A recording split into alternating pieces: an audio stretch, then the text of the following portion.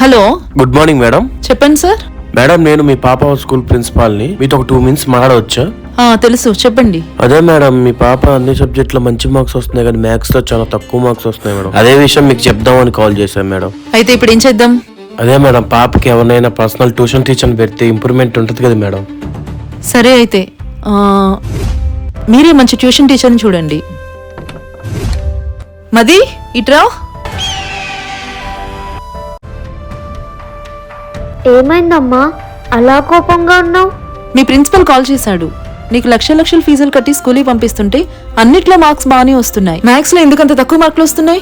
అదేంటో అమ్మా, నాకు అన్ని సబ్జెక్ట్స్ అర్థమవుతున్నాయి కానీ మ్యాథ్స్ ఒకటి అర్థం అవ్వట్లేదు.